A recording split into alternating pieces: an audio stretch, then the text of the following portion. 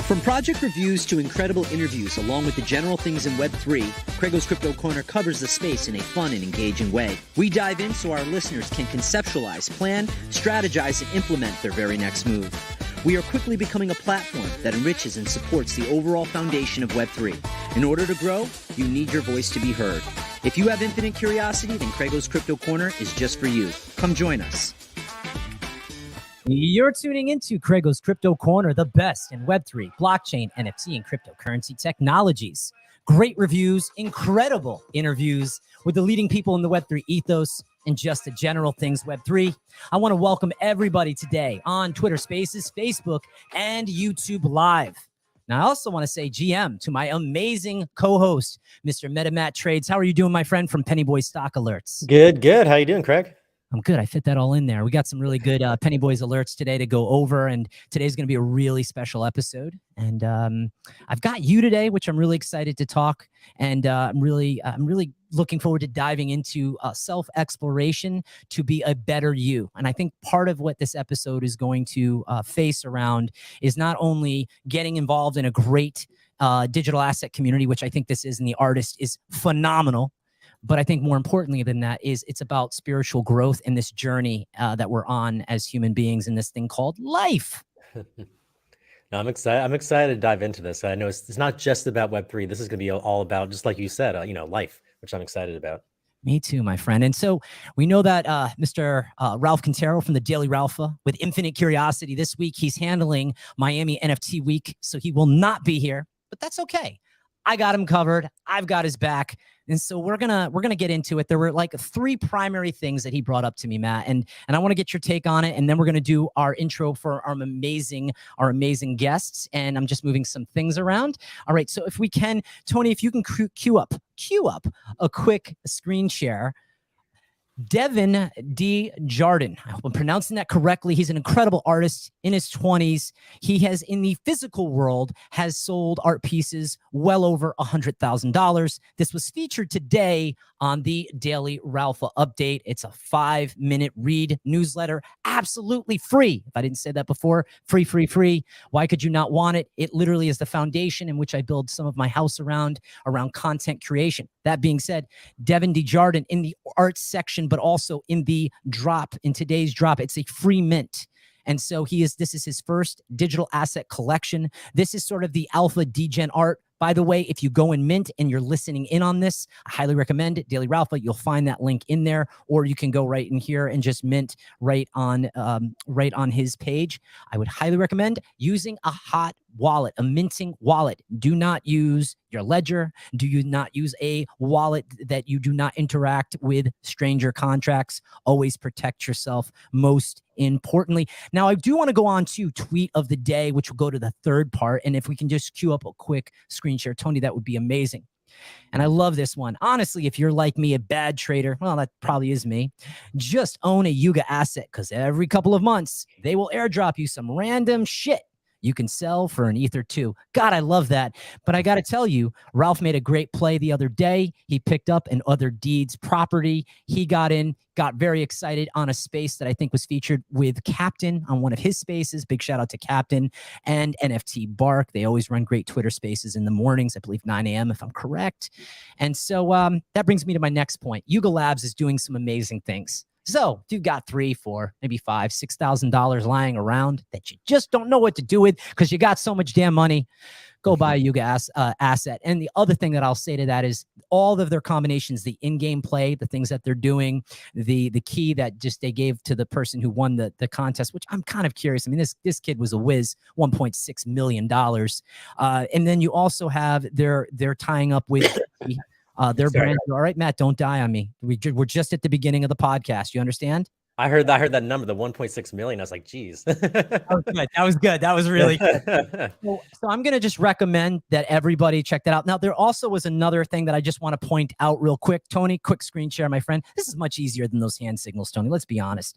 The Poser Party, their date to drop or the mint date is not come up yet. I like what they're doing. I like the music behind it. It's really cool. And it kind of represents everything that this space isn't. By the way, what it is, the people that I know and that I deal with, that I work with, have a high level of credibility. This was in the Daily Ralpha. Now, we don't swear by it, but what we do say is you should check it out. And the last thing we'll do a screen share before we go into our introduction for our amazing guests, Seekers of the Eternal. Daily Ralpha update. It's a 5-minute read. I highly recommend that you go and subscribe to this newsletter. This is, again, the foundation of my house where I get all the most incredible and up-to-date Web3 information I could possibly ever want. Well, let's do it today. Let's do the damn thing. All right, guys. All right. Seekers of the Eternal is a community that aims to help individuals awaken their highest self through meditation and self-actualization. Led by visual artist The Palehorse, the group believes that the Web3 has an immense potential for their quest of self-discovery. We will talk about Palehorse's artwork, including the generative NFT collection on the blockchain. We will also explore the esoteric lessons hidden within the Eastern sacred art and mythological stories. The group's symbol, the trident, represents the creation, preservation, and destruction, as well as good deeds and the removal of past, present, and future troubles. The community invites curious explorers to join them on their Twitter and Discord pages to be part of the adventure. This all began in 2017 as a group of like-minded friends came together with the purpose of helping one another awaken their highest self. Let's explore these esoteric lessons hidden within the Eastern sacred art and talk about their upcoming mint on April 6th. GM, Palehorse, and JD, how are you guys doing today? Hey, friends. Well. Thank you for having great. We're going to have a great episode, and we have so many great things to get into. But I do want to do before we get into it, Tony, quick screen share.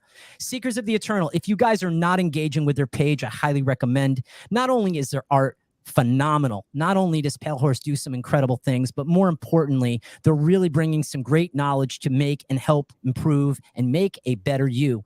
All right, JD and Palehorse. All right, let's get to it. I've spoken many times about utility. What I like about Seekers is how the collection is tied to spiritual wellness. Now, can we dive in on that and tell me how those two things, right? Wellness and a spiritual journey and a digital asset collection, how are they marrying right now? If we can start it right there. Mm-hmm. Go ahead. Yeah, please. I guess I can jump in on this one. For me, sacred art is really what brought me onto a spiritual path of just being, before the first time I really started this awakening for me was visiting temples in Thailand and seeing the just beautiful architecture and the murals that were painted inside these temples. And for me, that really awoken something in me, started to plant seeds. I considered myself an atheist back then. I had really no interest in going inward and exploring these inner depths. But it was really the artwork that awakened that in me. And so for me as an artist, what I'm interested in doing is creating images that pique your curiosity and your imagination. And then those images and the symbols within them open up ways for us to have dialogue and talk about all of the ways that they can be useful and provide blessings for us to unlock these spiritual realms that exist within us all. So that's a kind of a quick synopsis. I love that. And most importantly, what a journey of awakening, right? Like, I believe in God. I'm a spiritual person. I'd like to say I'm always on the spiritual journey. I'm Jewish, but I'd like to say I connect with everybody. And I say, like, having a belief or a faith, you, as you just said, you were an atheist. So that awakening must have been like the paddles if you have a heart attack and just brought you to life versus another realm. Like, you had to come into a level of spiritual. So what was that? Before we talk about the Hanuman warrior, right? What was that? Who was Palehorse before being an atheist? What was the personality difference there versus now? Yeah, it's very different. I mean, I always carried with me like a real sense of just, I'm always like a funny guy, kind of like a bit of a in-between introverted and life of the party. But really before that, I was playing in heavy metal bands, I was touring with different punk and metal bands, skateboarding, things like that. And really just completely running on my own ego, and trying things and not really. And where I'm at now is I'm working from such a different place where my goal is to be in harmony with the nature of the universe, in harmony with the song that's playing, and to always be aligning my will with what wants to happen in life. So it's such a more, like similar to how Obi-Wan Kenobi would talk about what's it like to be in harmony with the Force, to be one with the Force. And he would say in an esoteric way, it's just about feeling safe. Do you find yourself, I always find that if I'm in a room, I'll use an example. If I'm at a Starbucks and I feel the energy around me within a room or people that are in line, I can feel energy if someone's anxious, and by body language, by sometimes how they'll talk to people, their tonation. Do you find that because you're on this journey now versus the Palehorse pre-journey of being a skater and playing in a rock band, do you find that you're more sensitive to the energies, good and bad, around the people? Are you able to pick that up? And then obviously you're probably amazing at deflecting it because that's part of your practice. 1,000% on that. Before I really discovered that this was a superpower and not a curse, because I think as you start to awaken to these things, you become sensitive, like you're saying. And at first I thought what was happening is that I was anxious, that I was nervous, but what was actually happening is I was feeling it so strongly from others that I was mirroring it. Wow. And then with my practice and learning to train my mind, I could recognize that, no, that's something that's coming from someone else. And then inwardly, I could calm myself, harmonize myself, and then help those others to become calm as well and to have more meaningful interactions. I love that. And we're going to talk about the Hanuman warrior, but you're just giving me so many good things to kind of come back to you on. When I think if someone says something insulting, say JD said, Craig, you're a real jerk. I take that personally. Is that my ego at that point? And have you, when you think about that self-reflection, if someone's saying that, are you really good at just to be like through your practice? And we'll talk about some practice techniques as well. But are you really good at your practice to be like, oh, JD, you're just having a rough day. And then you come over to Craig and go, CraigO, don't take it personal.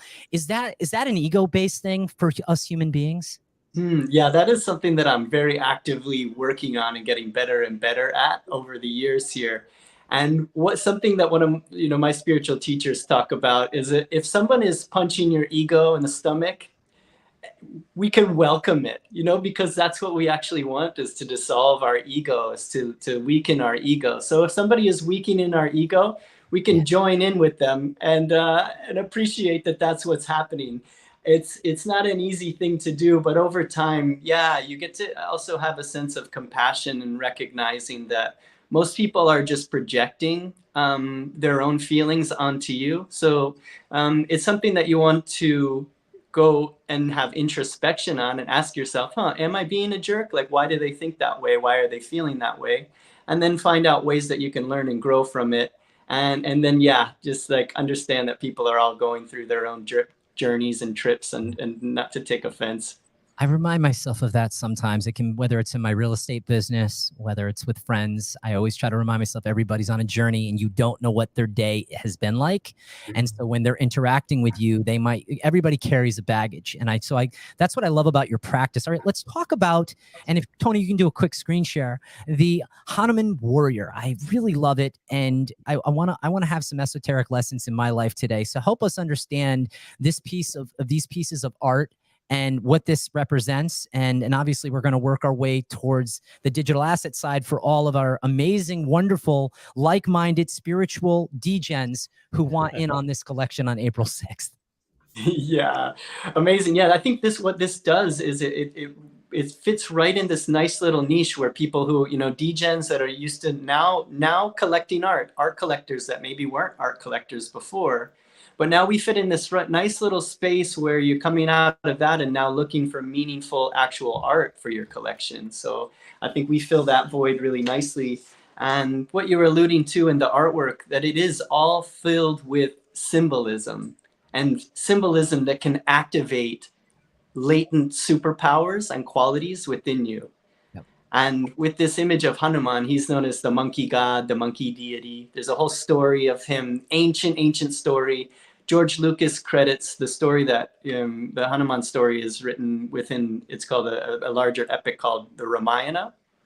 And George Lucas actually credits the Ramayana as his first influence to start writing the Star Wars saga. So there's all of this juiciness in there that we're familiar with, and each of the pieces all contain symbolism. So like if the ones that you were looking at, say you were looking at one that had a water background, that would have a symbolism that is contained with it. You know, each of the chakras, you know, in meditation we talk about awakening the chakras within the astral body. Yep. Each of the chakras also relate to an element of nature. So say like the sacral center, the sacral chakra, that relates to the water element. And so in this, we would describe that background in that image that you looked at as this. It would come to you in this way. The ocean is known for its purifying and cleansing properties. Awakening the sacral chakra will help you cleanse and purify your own being. May you find yourself releasing old patterns and habits that no longer serve you, like the ocean washing away debris from the shore. And then each of the elements within that image all have symbolism and related commentary on that for how to use it in your life. I love that. And by the way, you've got a great group of people around you. And I'm just looking at that handsome face at the bottom of my screen, Mr. JD. I want to give it some questions for you and create some content around a lot of your presence in the space. But I guess my first thing is, you and Palehorse connected well over a year ago. Obviously, this collection has been a year in the making through his talents and skill sets as a world-renowned artist, which, by the way, Palehorse, we're going to get to that. Mm-hmm. And you obviously had a level of credibility when you first connected. You have an incredible energy. I remember our first conversation, and we were vibing, and that's why today is so incredibly important. As I say, it's not for me right now. I call this as an opportunity market. People look at it as the bear, right? So maybe for Palehorse, you'll appreciate this. I like to flip things on their back and look at them differently. I try to find the optimist way versus being a pessimist. Like, it's half full, it's not half empty. So with you, JD, you know, you've been in the space for a while. Tell me how it came to be that you were like, Palehorse, this is our group, this is what we should do, because you're one of the founders. Help me understand how that came to be. Sure. Yeah. So I think, you know, for me, I just want to start by, you know, I had a corporate background for almost 20 years. And being in that industry, you get really used to, you know, the typical American dream or all American dream, so to speak, where, you know, you think like getting paid a lot of money, fancy cars, fancy house, traveling the world. Those are the things that make you happy. And at the end of my career, I had a chance to do all of those things and have all of those things, but I was feeling a little empty inside. And I have two young children. I have two little girls, 8 and 6 years old. And as you get to that stage where you start to become responsible for another life, you start realizing I need to start surrounding myself with things that make me better so that I can make this next generation better. And so I was an early, well, you know, I guess it depends on who you're talking to, but I was relatively early in the crypto space. I got in around that 2016, 2017 mark. And you know, I started to see what was happening with, you know, these projects where you get into them and it's like, everyone's just thinking, when Lambo, I can get my money and I can flip it for more. And there's nothing wrong with that. And a lot of people made out very well. There's a lot of people that lost their shirts. And in doing so, you know, their mental health and well-being. And so in the NFT space, I saw that happening again and happening very quickly, and even participating in some of those projects. And so we thought, listen, if we're going to get into this space of collecting and trading and selling and buying digital assets, let's do this the right way. And so I spent 20 years in the corporate industry helping to build a business where it was all about community and providing a service where people that showed up, they got what they're paying their money for. You know, that's value and something that's going to make their lives better or their children's lives better. And I thought to myself, well, you know, let's partner with a few folks who have the same type of ethos as I do. And so the other founders of Seekers of the Eternal, we all share a background in the corporate industry, and we all kind of came to the same space. How do we design a project that has great value? And one of our founders, Derek Morrison, had worked with Chris. Derek was an author, and he published a book called The Alphabet. And he had employed Chris, you know, his incredible artwork for the book itself.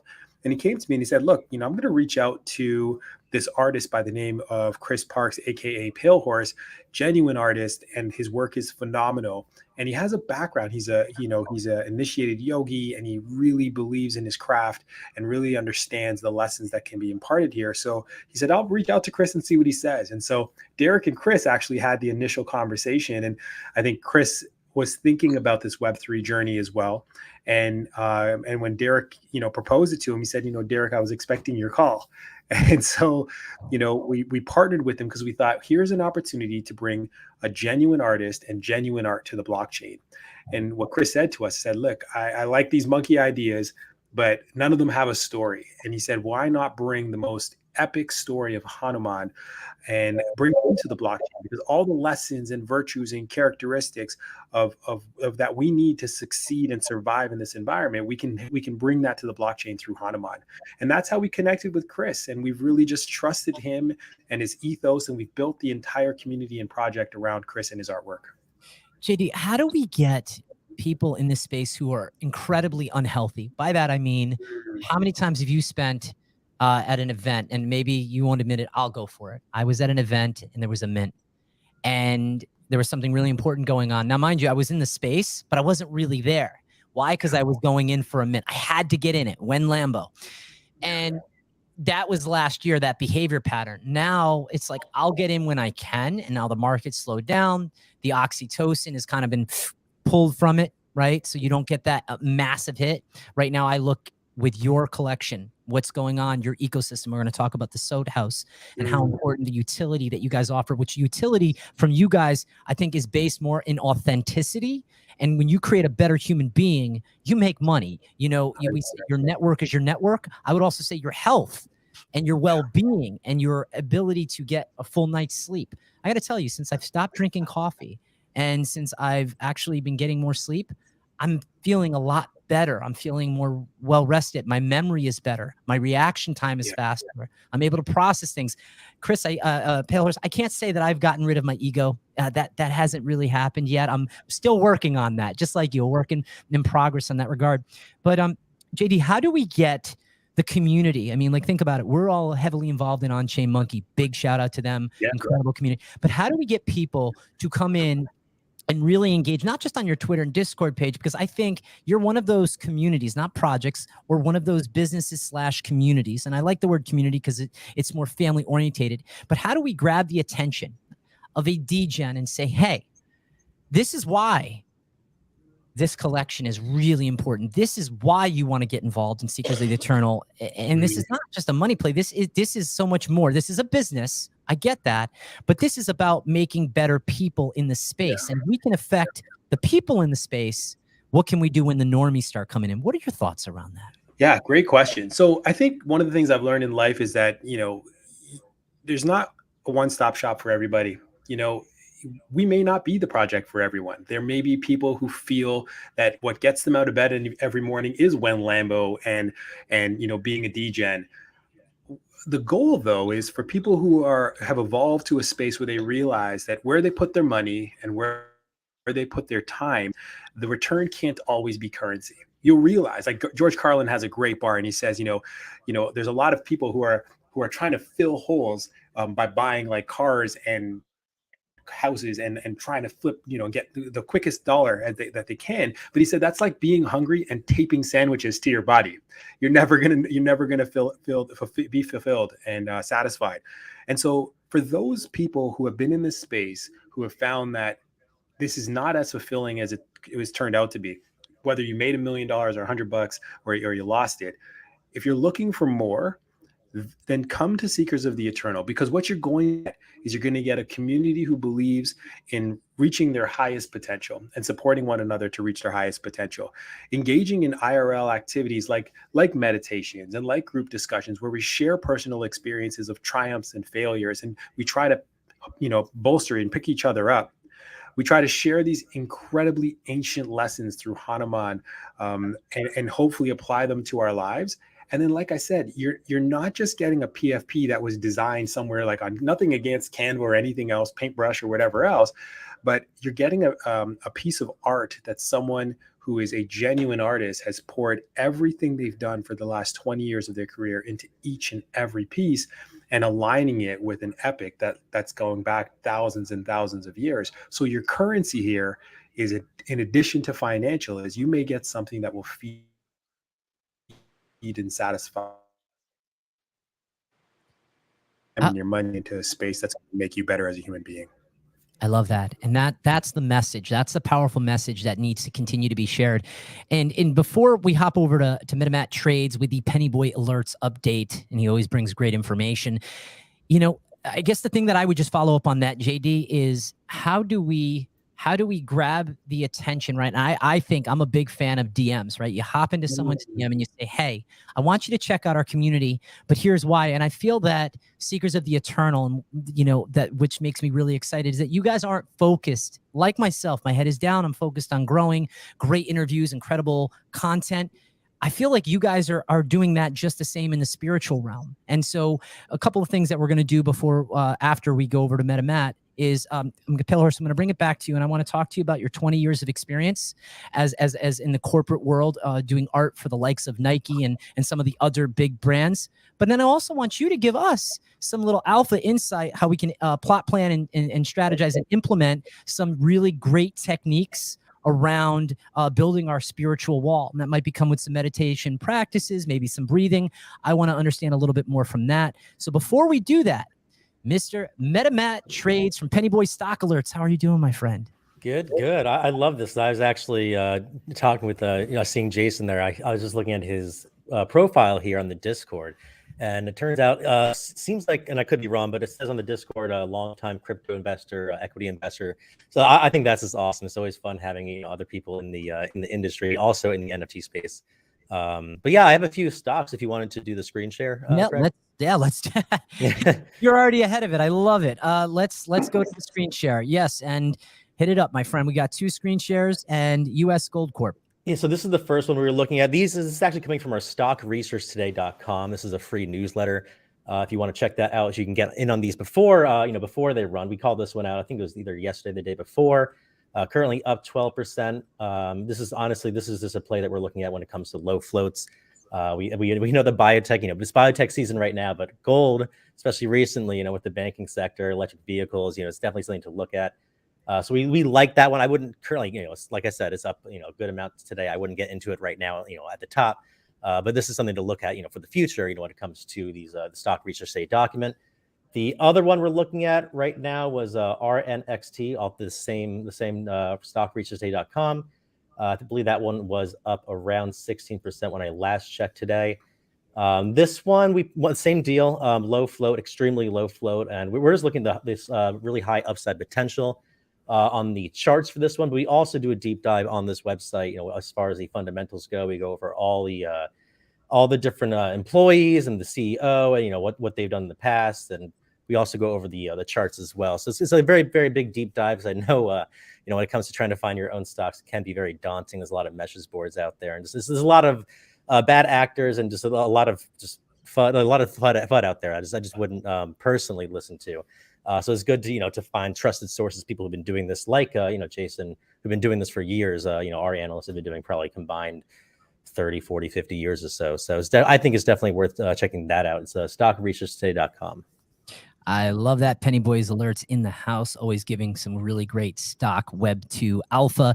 And I think that's really a big, powerful point to that tie-in, MetaMat, is I think JD's experience in the corporate sector, combining it with a high level of artistic talent and spiritual journey from Palehorse. You combine those things together, everybody's becoming better. Palehorse is learning from JD, JD's learning from Palehorse, and the other 5 superheroes within your cast are doing just the same. So everybody's coming together as a well-oiled machine. Now, before I get to my questions for Palehorse, I'm just going to throw this to you, Matt. When you think about 20 years of experience for big brands, such as what Palehorse has done, and yet he sits here with a high level of humility, and I'm like, come on, you can flex a little. He's just not the guy that's going to do that. And then I think about some of the techniques that people who are listening in now, if you're listening in on the Twitter Spaces or it's the post recording, I know there's going to be some great information that's provided to you guys in the way of starting a little bit on a journey towards enlightenment or becoming a better version of you. Meta, before I bring it over to Palehorse, what are your thoughts from the conversation that we've had up to this point? Yeah, I think it's really interesting. I know, it looks like community is one of the big utilities here when it comes to the Seekers of Eternal, not just because it's like, oh, it's a bunch of people who like Web3 and yay, because there's a lot of projects out there like that who kind of preyed off of that type of a community. But this is a community of people who are actually trying to build each other up in, in the real world as well as, Web3, which I think is interesting. And of course, me being an investor, I'm kind of curious, as far as the details go between behind the mint. I believe it was a free mint. I'm not exactly sure. This is the kind of stuff I would love to learn, as far as how the project how someone can make money off of the project. I know it's all it's about mindfulness and all that, but I also, if I'm gonna be spending money, I want to see if there's going to be a return financially as well, or if this is just gonna go in my wallet that I put my forever NFTs and I'm in it strictly for the community. So I was just curious how that kind of outlook is for the other members in the community. Yeah, I think Jay, you could probably jump in on this a little bit, but some of the things that I'll say is we are definitely making this a project that is a win-win for everybody. My goal really is to make an example of something that has all of the qualities that you just mentioned, plus really realizing that we have this power of abundance to be able to draw to ourselves what we need when we need it, and to make this an example of harnessing these technologies in order to do good things and to be able to realize the dreams that we have in our life and have the resources to be able to do it. So it's definitely all those things. So I'll let kind of Jay jump into a little bit more of the financial stuff too. Yeah. So, I mean, in terms of our project, we had first thing that we thought was let's remove all barriers to entry. And so about half a year ago, we actually released a Genesis Pass, and we did that for free. It was a free mint because we realized that we want people to be able to enter the project and not come up with reasons or excuses not to get in. And then we also wanted to make sure that people get value right away. So we actually minted the Genesis Pass as an NFT, and the Genesis Pass was meant to serve as a allow list to get to the Hanuman mint, which is this incredible artwork that Chris has spent over a year on. But associated with our Genesis Pass, we thought, well, let's attach some utility to this project as well, so that when people do mint it out, they know that whether or not they got a free Genesis Pass or they're going to mint that with a Hanuman, there's going to be a return on their investment. And so we have a couple of things that we thought were pretty unique. And one of the founders that we have here in Arizona, he's into real estate, and he was very generous, and he actually donated one of his Airbnb products to the Seekers of the Eternal House. So anyone that was able to mint, and remember, this was a free mint, but you could have had an opportunity to mint a Ruby or a Mandala Genesis Pass, which are some very specific visual traits on the Genesis Pass. You would be able to stay in the Seekers of the Eternal House that we have designed or set up with Chris's artwork in Scottsdale, Arizona, for a specified number of days. The Mandala is a very rare pass, so you actually get 3 nights stay at the house for free. You just book it online, and it's almost like booking an Airbnb, but because you hold this Mandala Pass, you got the access to that house. You could also stay at the Sout House for 2 days if you had the Ruby Pass. In addition to that, Palehorse has one-on-ones. He has access to his artwork. We have a merch store within our Discord. We have exclusive giveaways. We actually did a $10,000 grant giveaway to members in our community. As long as they were able to put a proposal in for work that makes a positive difference in this world, we gave out $10,000 in giveaways and prizes. And then we have both weekly meditations with Chris, both virtually, and we plan on doing a lot of IRL meetups as well. So that's just some of the value that we've attached to the Genesis Pass.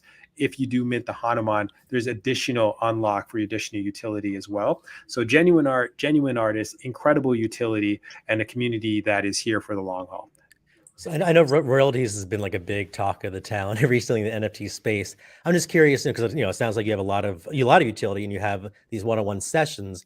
When it comes to making money as the Eternals, like how does that look? Is it just strictly from the mint, or do you guys have like a product you're maybe building that will eventually generate revenue? Because I know that relying on royalties is the thing of the bull run. But so I'm just curious, like what your thoughts on that.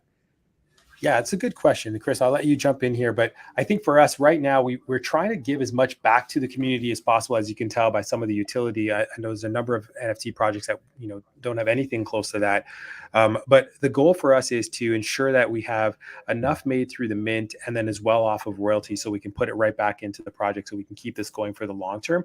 And we're exploring new opportunities as well to continue to generate revenue, so that we can continue to feed this fuel, keep this, keep putting some wood on the fire to keep Seekers of the Eternal going.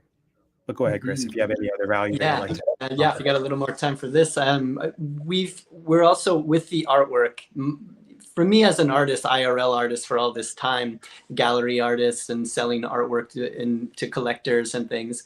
I want to make this artwork so collectible and meaningful for people that when you get one, you know, it means a lot to you. So it's going to take a lot for somebody to buy it from you. You know, the artwork too, when you get it, each of these pieces with all of the symbolism, it's going to contain very similar to like pulling a series of tarot cards, and the tarot cards in that moment giving you the message that you need to move forward.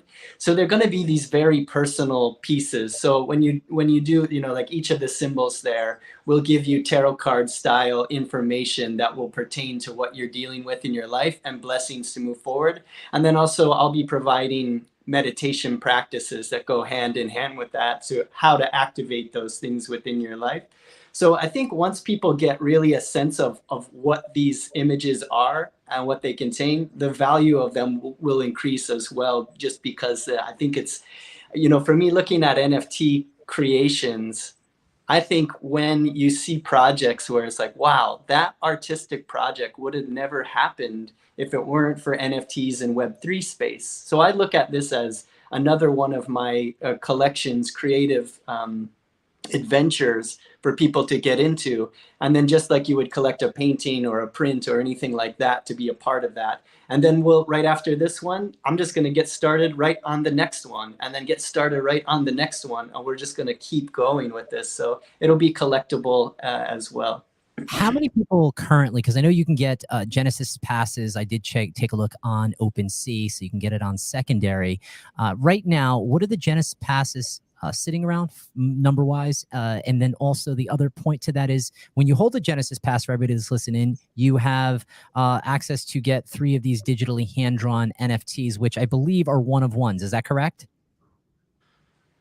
Right. Yeah, Jay, you want to jump in on that one? Yeah, absolutely. So yes, so basically when you have the Genesis Pass right now, you're actually going to get exclusive access. It serves as an allow list for 3 upcoming Hanuman mints. So there are basically 3 stages for the Hanuman. We have the Hanuman Warrior, we have the Immortal Hanuman, and then we have the Devotee Hanuman. And so that's the ongoing project. So right now, Hanuman Warrior is coming out. That's the one that's going to be minting on April 6th. And so the ongoing value is you are still going to be able to access future Hanuman drops that are completely unique and different and special in their own way with this Genesis Pass to serve as your allow list. It also gives you a significant discount on the public price. So right now, the public price for Hanuman is going to be 0.06 ETH. If you hold the Genesis Pass, you will be able to mint Hanuman at 0.04 ETH. So you do get a discount off that price as well. That's fantastic. And you said Warrior, Immortal, and what's the other drop? And the Devotee. And Chris could probably explain to you some of the Devotee. And by the way, that's going to all be dropped this year in 2023. Is that correct? Our goal is now Chris put a full year into getting ready for the Hanuman Warrior. So Chris might be in a better position to answer that question. Yeah, I think what we're planning to do is cut that in half now. So now that we've got this car moving, it'll probably be like about a 6 month of creating the next artwork and all of the insights around it, and then just continue dropping them, you know, say every 6 months. And I love the lane that you guys are carving in this really incredible space, right? You've got Web3 is very vast. And everybody can have a digital asset from an artist, from a collection that says utility, from a video game. And at different ages, we're approaching this space vastly different. But what I think is really important about your collection, and probably why I'm going to go and pick up a Genesis on my own, is because I need, at 45, 2 kids, I need more spirituality in my life. So it's going to bring me to my next point for you, Palehorse, and maybe you can drop some knowledge here, some alpha learning in the way of spirituality. What are some different breathing practices, whether you say mantras? And again, I had my mantra given to me when I was 5 years old. But for you, what are some things that we can instill right now in our audience that's listening, both pre-record, you know, both right now live and then obviously post-recording when people go back, and I'll say, guys, at this particular point, he dropped some great insight. What are your thoughts around what people can do at this very time? some simple practices. One that I like to use, and this is my teachers, as a kind of like the first thing that you learn, is a really quick way to relax and release the tension in the body. And we can all do it together right now if you'd like to do a really quick one. This takes no time at all. And you can do it whenever, you know, even if you're just sitting at a stoplight and you're feeling anxiety, you know, before I come on talks like this, or before I start a podcast, or before I get on a phone call with somebody, I use this. It's a very quick way to relax and release tension. So what it is, it's a short and long double inhalation. And then you tense all of the muscles in your body in a low, medium, high tension. And then with a double exhale, you throw out the breath, and then you release the tension in a high, medium, low. So I'll demonstrate it real quick. It just sounds like this. Low, medium, high tension in all the muscles, and you vibrate with energy. And then you exhale, relax, release, and you feel all the tension in the body. And you do that 3 times. And I'd say let's all do that together real quick here. So let's go ahead and take in a normal deep inhalation. And all the way out, relaxing. And now double inhale, intense. Low, medium, high tension, and all the muscles vibrate with energy. And exhale, relax, release, feel. Again, inhale, intense. Low, medium, high, vibrate with willpower, and exhale. Relax, release, feel. Last round, inhale, intense. Low, medium, high, vibrate with willpower, and exhale. Relax, release, feel. And now just let all of the tension in the body dissolve. And then as you open your eyes again, back out into the world here, just approaching it fresh and new, and just in a little more relaxed way. I think you can feel the difference of your consciousness right now. I'm going to go back and listen to that. That was fantastic. And that's one technique. How, if I might throw at you before we flex on your 20 years of artistic experience in the corporate space, how do you keep negative thoughts out of your mind? Or when they come in, how do you push them away? Mm-hmm. The big one for me, and this came to me, I was asking for, like you mentioned, a mantra. If you're chanting a mantra all day long, they call it japa. Hanuman is a great example of this, actually, the monkey deity. All day long, he's chanting Ram, Ram, Ram, Ram, Ram. And when he's chanting Ram, you can think of him like an avatar in a video game, right? Imagine if that avatar in the video game had a mind of its own. That's like the ego. It's just running around. You're trying to play the game, but it's just running around and making all these mistakes and doing, but you're the master of the game. Like, you invented the game. You know all of the ins and outs of the game, and you could totally control that avatar and move it through that adventure. And if so, say that avatar in the video game is chanting Ram, Ram, Ram, focusing on you, the player. And then that allows Hanuman to be in harmony with the song of his life, in harmony with nature. And so he's not making all of these mistakes. He's not making decisions based on his ego. He's not getting angry and frustrated and losing the connection to intuition, making one mistake after another. Think about, like when we get angry at someone, all of our good sense goes out the window. We feel so justified in making such terrible decisions in that moment. And later on, you're like, whoa, why did I do that? If we can use a mantra throughout the day, so say that comes up, like some angry situation, somebody cuts you off, and you just start chanting your mantra, Ram, Ram, Ram, Ram. You're recentering yourself and connecting with the goodness in life. And for a while, I was trying to practice that, chanting Ram, Ram, Ram. But for some reason, it's very difficult for us at first to make that stick. During one of my medicine ceremonies, I was having a very heightened experience with a healer, and I got to this space where I had a moment of choosing between like fear or love, becoming afraid or getting centered and going with the experience, letting go. And in that moment, the mantra that came to me was just simply love, love, love, love, love. So after that experience, I started just saying whenever I could, whenever I got anxious, whenever I was having a conversation with somebody and I was, you know, like you said, you feel that nervous tension from somebody. I don't want to give that off. I know that people can feel my energy. So I realized that if I would just chant inside my head, whenever I get nervous, whenever I get anxious, afraid, feeling self-doubt, just chant love, love, love, love, and see what happens. I like that a lot.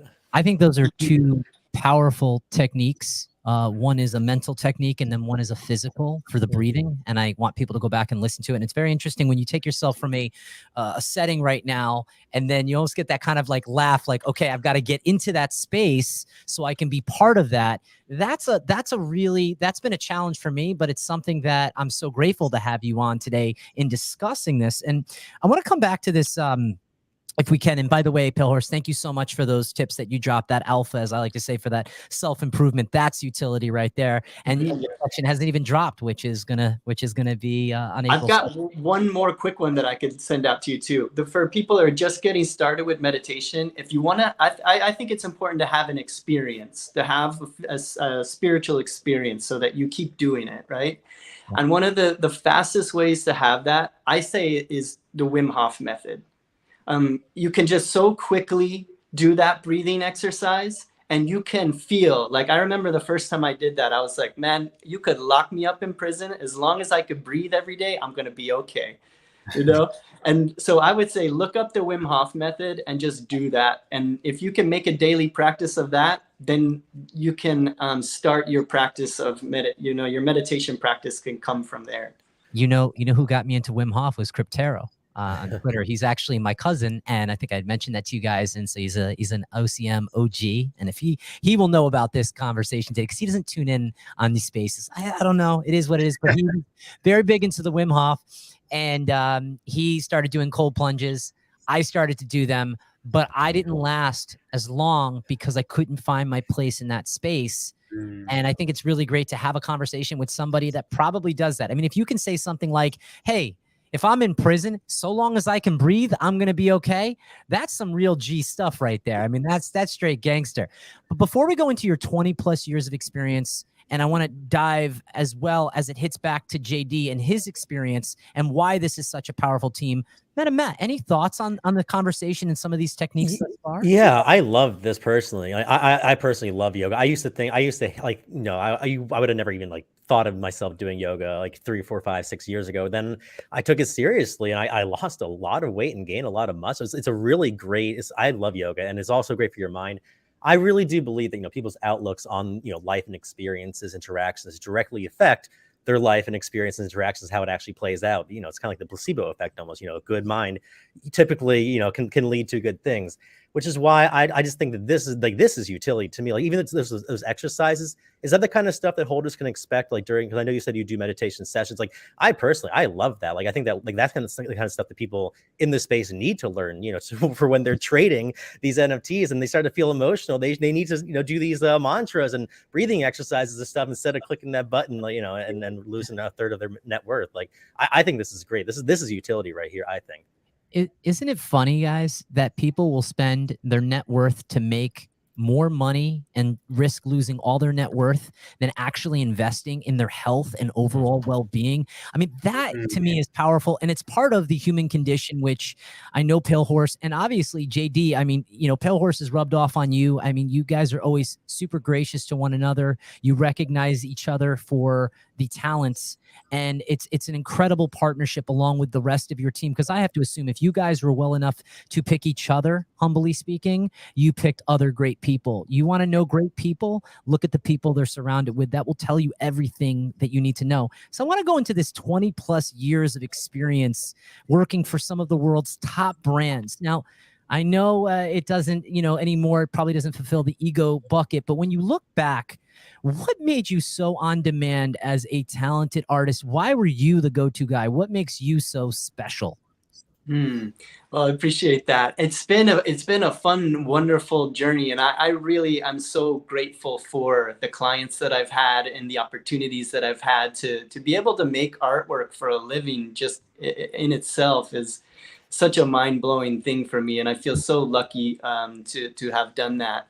And for me, it was really about the time and the dedication and following my bliss. That was one of the early spiritual teachings that I heard from a comparative mythologist named Joseph Campbell. He said always, if throughout your life, if you're just following your bliss and your curiosity and the things that excite you, and that's what I've always done with my work, is I've used it as a way, like I always mention this, I just saw this interview many years ago, and it was by some unknown young rapper, and they were asking him, like, what is he doing with his music? Like, what is his intention? And I remember him just saying, like, look, man, I'm just trying to find myself with this shit. And that's the way that I always think about it. It's like I'm just always trying to find myself with this, and honestly doing that as much as possible. And that allowed me to make artwork, I think, that was different and unique. But also it had to do with a lot of times with making good friends, making good impressions on people. Something early that my wife really instilled in me. We like to travel. We go to a lot of places, and we go to big cities around. Whenever we would go to a big city, she would force me to connect on Twitter to an artist that I really enjoyed. If they had a studio in the place that we were going, to hit them up and just see if I could go visit and just have coffee or whatever. And I did that, and I was so nervous about it. But man, it was such a great practice because I made so many good friends, and I got used to meeting my heroes. And then when you start meeting your heroes and you start, like having good interactions with them, you become the next one that they recommend. Something comes up, oh, I know a guy that could do that. And it really became from these real life connections of really going out and meeting people, making a good impression. And one thing leads to another. I had in my mind this agent that I wanted to be with in New York called Bernstein and Drulli. It was a dream of mine. My top, heroic artists were all on that, using that agent for creating artwork. And, it was really through meeting an artist named Tristan Eaton in Miami during Art Basel, having a really fun time with him. And then, I had been emailing and sending portfolios to this agent for, I don't know, maybe 5 years or so. He goes in, makes one comment. Next day, I got an email, come out and see us. I went out and met them, and they signed me. It comes from really putting yourself out there, creating good work and putting yourself out there. I think you allow people to singularly marry themselves. By that, I mean, we always marry someone else. But when you don't love yourself, when you love yourself, you're married to yourself. When the person gets out of bed, you put your feet on the floor. That's you.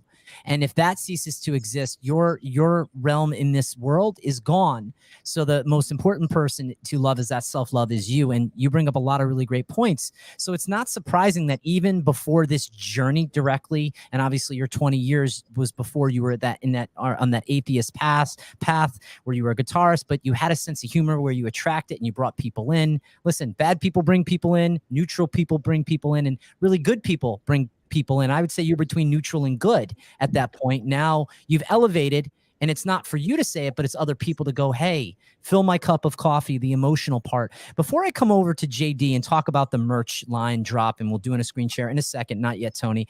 I was thinking about, as you were talking, feminine, masculine, and neutral energy. And in a world where people are very divided, and I like to say, let human beings be who they are. How do you define or appreciate all three of those things, the neutral energy, the feminine energy, and the masculine energy? Because it's something that I look for, whether, and when I'm talking to people with women, I love the feminine conversation, a softer approach, usually stereotypically, and it's what I've grown up with or experienced. And then the masculine energy, you go like, yeah, I got that. I could dunk that ball. Yeah, I could knock him out. How do we balance those two things in our world to create commonality between everyone? And I think it's an indirect political question without it being political. Mm-hmm. Yeah, I could jump in on that one and let you jump in too, Jay. Interesting Yeah, topic with the times. Yeah, no, this is a great topic, and it's actually a big part of our project too. I think one thing to remember is that each of us as human beings, we are made up of both masculine and feminine energy, not necessarily so much thinking about it as a man and a woman, but in the ancient myths and the way that we talk about masculine energy, feminine energy, the masculine energy oftentimes is an energy of logic and reason and facts and things like this, which men have a more of a proclivity to. No, we're more in that camp. And then the feminine energy is more about intuition and to be able to follow gut feelings and to go beyond. You know, sometimes if you just follow the facts and the reasons, you could be missing out on so much more. And it's about this perfect union between these two. When we balance these two energies, that's when we're able to have reason and have logic and facts, but then also being very open and attuned to intuitive understanding that comes from the feminine energy. So these are things that in the physical world we can learn from women who have like a much more natural ability to tune to intuition, and then we as men can learn how to tune to our intuition. I also, to answer the other question too, like I put out meditations that will specifically help us with different things. We have one currently about being able to attune to intuition and how to know the difference between higher and lower intuition. So yeah, I think we can foster these things within us to help balance. I love that answer, and I think it's really important. And just let people, human beings, be who they are. And JD, I want to come out over to the business side of things with you. And so, Tony, if you can do a quick screen share. All right. So you got some amazing merchandise, and I gotta go pick up one of those long sleeves. I just love it. And obviously, when you're wearing this, you're empowered, but you're also saying to the world, I am on a spiritual journey. So I think that's powerful for a couple reasons. One, it supports the community, right? And sales and products and services are really important because as you integrate with what you're doing, it's no longer going to be called Web3. It's just going to be like, oh, we're on the blockchain versus we're on the internet. It's going to change in that realm. So when I look at your product, I see a vast amount of meaning here, but I see how incredibly important it is when you strategically put this stuff, and let's talk maybe to the quality, and it looks like there's some high quality stuff here. When I say that, meaning you're not going with cheap fabrics, you've really taken the time to curate and make sure that the stuff that's going out represents the overall brand and, of course, Palehorse's artistic expressions. Tell me a little bit about this. Yeah, so I guess go ahead. If you want to talk about quality, I'll talk about how at large how merch is going to work for us. Yeah, right. And yeah, thank you for picking up on that because the quality is so important to me. I've been printing my own clothing for a bunch of years now. I got my start really as a artist for creating apparel designs for brands. You know, there's brands like Iron Fist and like Vans and Hurley, a lot of surf and skate brands over the years that I've been creating artwork for, and bands and entertainment companies. And so when I started making my own merch, you know, oftentimes I would be disappointed when I would, you know, spend all this time on this artwork with all this detail. Then I would see how it would get printed by these other companies, and I would be so disappointed. So I started really this quest of finding screen printers who cared about their craft, who are using special inks, who care about the, you know, so picking all of the materials and that sort of thing. So I create shirts and clothing that I want to wear personally that I can't find other places. And then also what you hit on there is, yeah, when you're wearing this, you're making a personal declaration. You know, it's kind of like wearing, you know, your mala beads or anything like this. It keeps you in that mindset. One of the shirts that you'll see there, it says on the front that this is a teaching from my guru Yogananda. It says that the secret of prosperity is sweetness, calmness, and then when you have sweetness and calmness, you automatically start to flow with happiness.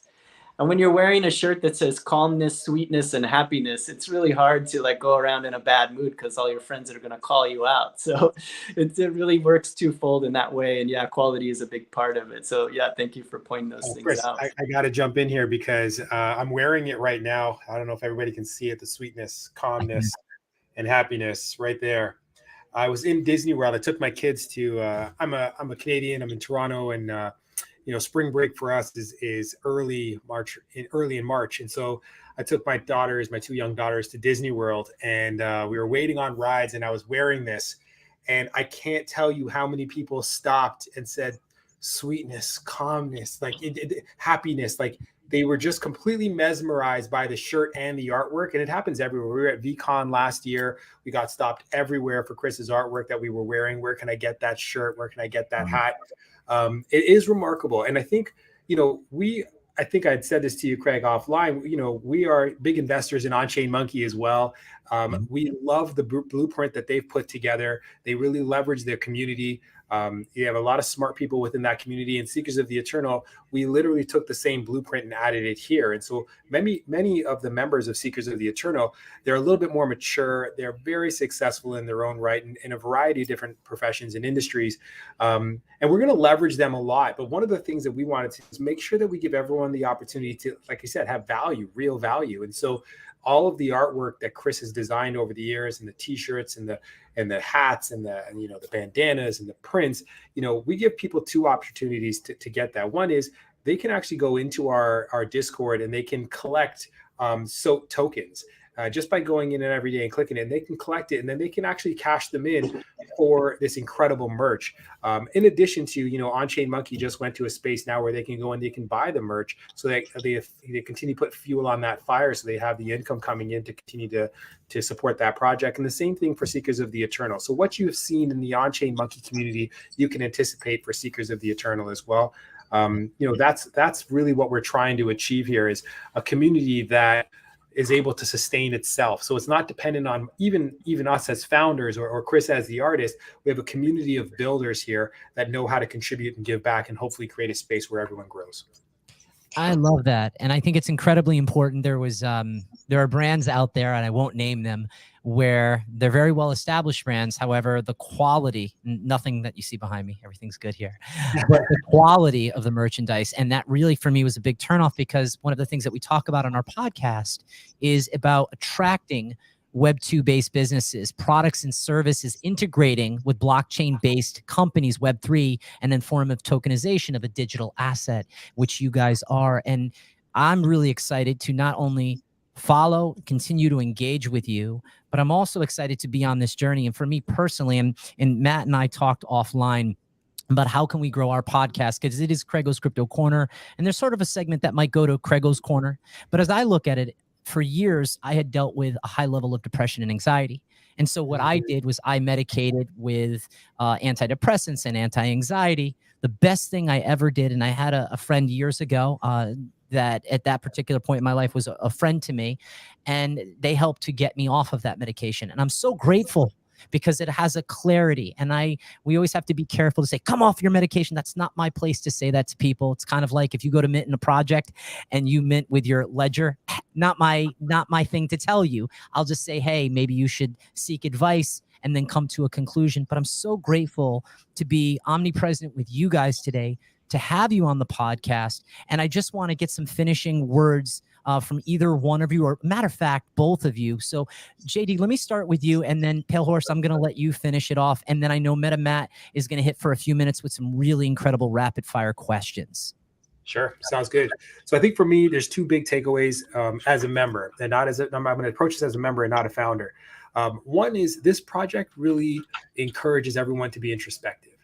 And if you think about it, anything that you do in life, you're trying to get to a space where you can self-analyze. If you make all the money in the world, or you run these great businesses, and you do all these things, but you don't have the ability to look in the mirror, there's probably going to be a lot of people around you and looking at you and saying one thing to your face, but another thing behind your back. Like, that person has no self-awareness. They're doing all of these things, but they're not acknowledging the people that helped them to get there, or they're very much into the material things, and there's nothing really inside. But if you get to a space where you can be introspective, all of those things that you do successfully in life, you'll have a chance to really think about now who you are on the inside, and then that can help to dictate the choices and the actions that you make. So I think introspection is key, and I think that's one of the things that we try to encourage a lot in Seekers of the Eternal. And lastly, I'm a parent of 2 young little ones, and they say that children are the living messages we send to a time we will not see. And being invested in a project like this and spending time in a project like this, I'm able to be really proud of this decision. And I would be very happy one day to introduce my children to a project like Seekers of the Eternal, where it's something that can encourage them to be the best versions of themselves. And that's ultimately what we want for ourselves and for the next generation. I love it, JD. I'm a father of two. I think that's fantastic. They are the message we put together. They get our best, and hopefully we can slide by them at our worst. Palehorse, what say you, my friend, on closeout? Yeah, thank you. I always like to end our Twitter Spaces and our podcasts with some words from my spiritual teacher, Paramahansa Yogananda. I'm a disciple of Yogananda. I'm initiated into Kriya Yoga. I also have teachers at Ananda. And so for also too with me, if you connect with the meditations that I'm sharing, with the techniques, I'll let you know this rabbit hole goes as deep as you want to go. And, you come in through the gate and start to enjoy some of these things. And I can connect you with my spiritual teachers if you want to keep taking this deeper and deeper.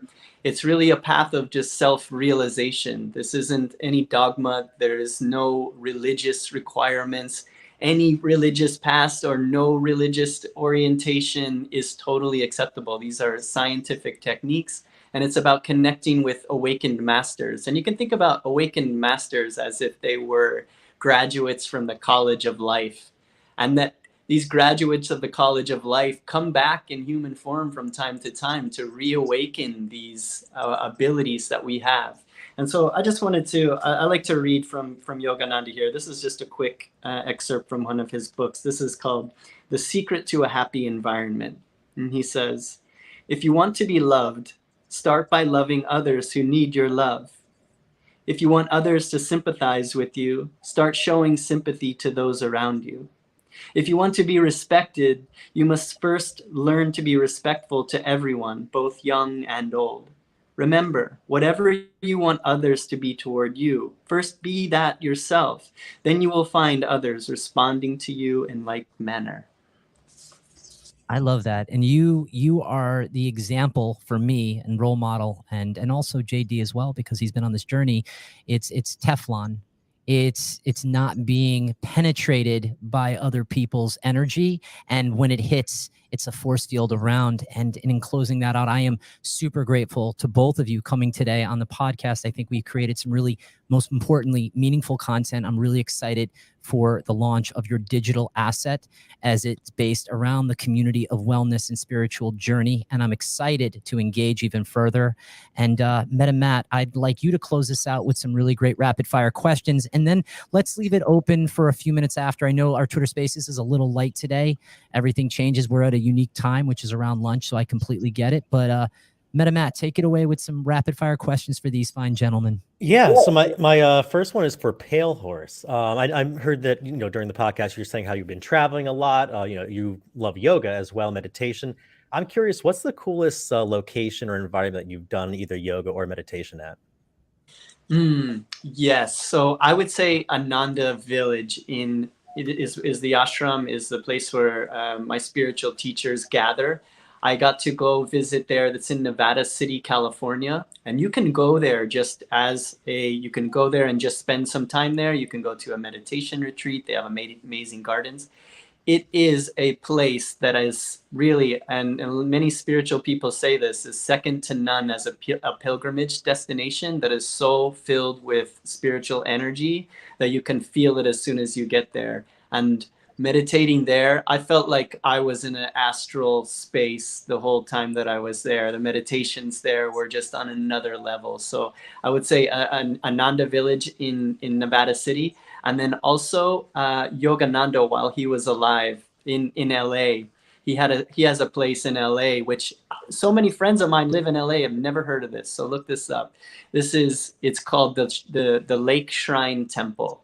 It's Pacific Palisades, right there by the beach. Amazing, beautiful property. And it's a meditation garden. And the meditation that I meditated there for about 4 hours, and it just felt like the time was so quick. That's cool. I gotta check that out. Next question, JD. I saw the shirt that you're rocking there. I personally, I love the logo. I think it looks cool. Like, there's a lot of logos out there that are very Web3 oriented. This one, to me, it looks like anyone would be able to wear. It looks like a really cool band shirt almost, which is awesome. So speaking of bands and music, I was just wondering, what is, for both of you, your favorite music, either type or artist? Oh, I'm an old school soul. Like last night, I was listening to sitting on the dock of the bay and bathing my daughters, and they were like, "Daddy, who is this?" I said, just listen to the music, baby. I can't give you a history lesson right now, but just let the music speak to your soul. Love it. I love that. And Palehorse. Yeah, I've gotten through so much of a journey with music. And as the more that like Craig was talking about, becoming sensitive and sensitive to vibration, I've become so sensitive to musical vibration because, in fact, we are energy. We are a vibrating energy pattern. So now I really resonate with medicine music that is created to help uplift us, music that is tuned to solfeggio frequencies that are designed to help us feel good. And so music that is designed for that. There's artists like East Forest that create just beautiful music. I got to attend one of his sound healing concerts where he plays and everyone is in the round around his instruments and his piano and all of the things that he's doing. And you're either meditating on yoga mats and just attuning and feeling that music. So that's the kind of thing that really gets me excited. I also love conscious hip hop. Hearing, because I always thought that hip hop artists were like magicians, like chanting spells into the universe, saying affirmations. I'm this, I'm doing this, I am this. And now when you see conscious hip hop artists that are deep practicing yogis, putting conscious lyrics into the space, and then we're repeating them. Now we're increasing our not our egos, but our higher states of consciousness. So I love that. Illuminati Congo is one. We've done interviews with him. He's a big one in the space to check out. That's awesome. Yeah, I see this on your podcast as well. I got two more questions and then one from the comment section. The first question is from me. I'm just wondering, for either of you, when it comes to NFTs, besides Seekers of the Eternal, or which one would your like forever NFT be that you currently have? I know that Craig has the on-chain monkeys. You're talking about that as well. What's your personal forever NFT that you're the most confident in? Yeah, so for me, it's definitely on-chain monkey. Actually, it's in my Twitter space. You'll see it, my PFP there.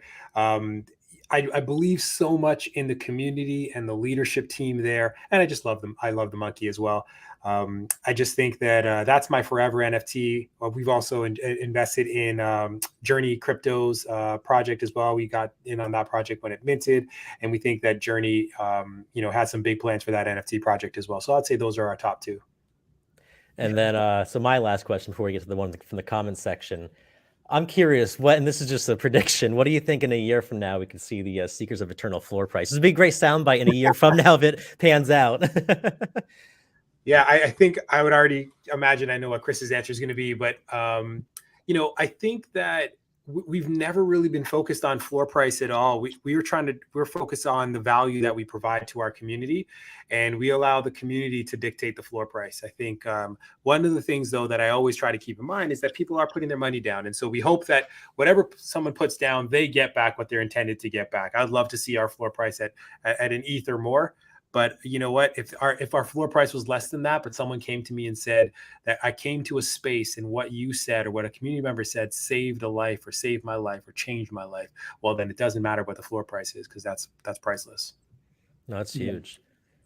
I would say with that, if for thinking about that, I believe that our imaginations create our reality, and I believe that if we as project founders and creators of this, the more that we believe in what we're doing, the more easily it is to use your imagination to see, say, a floor price increase.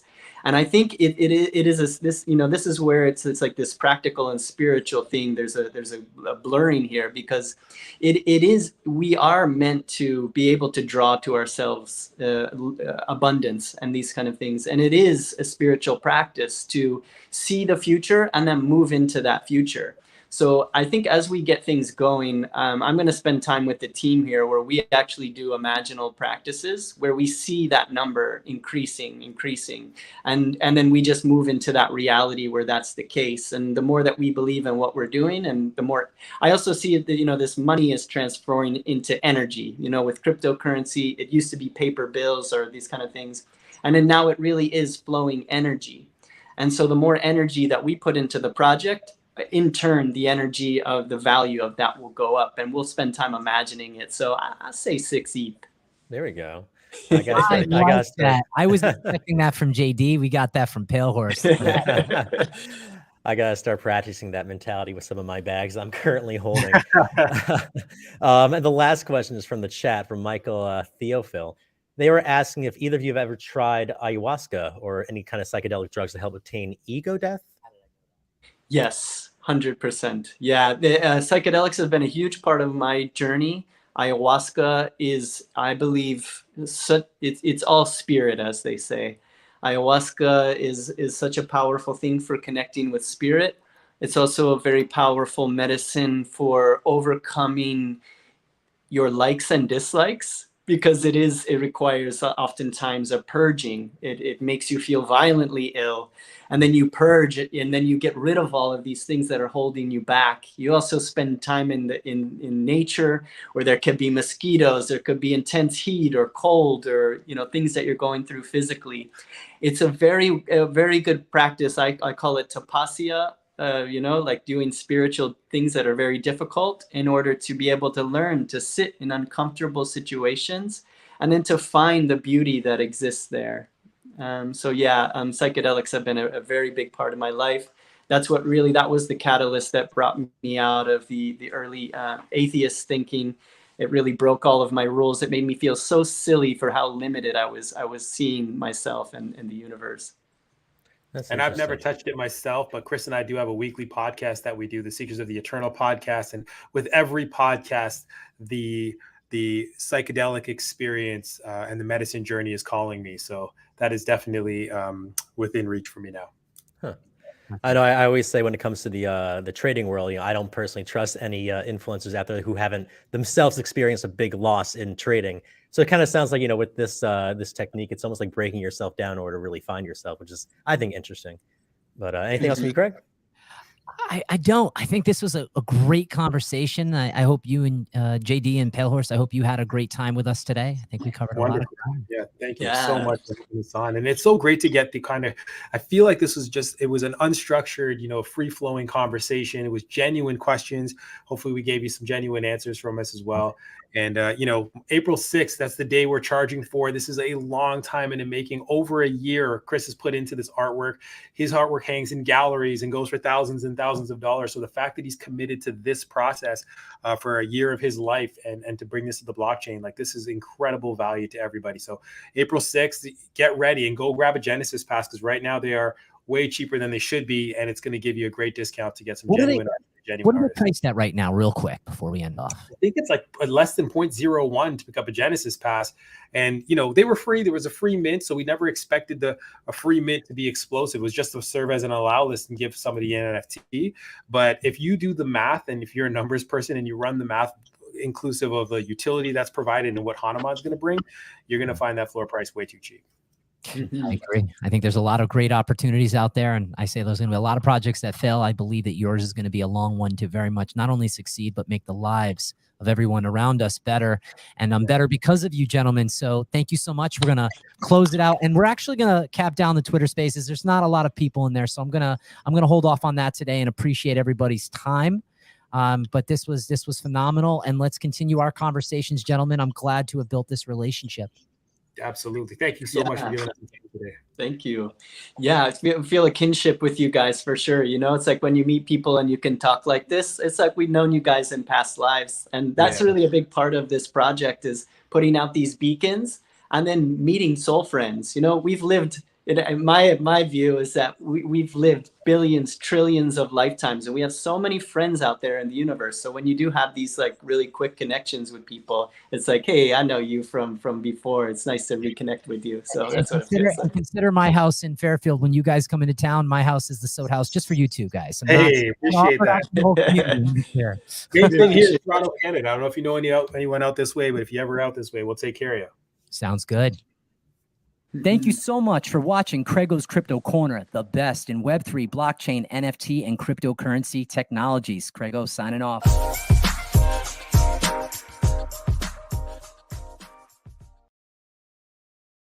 So much. Thanks.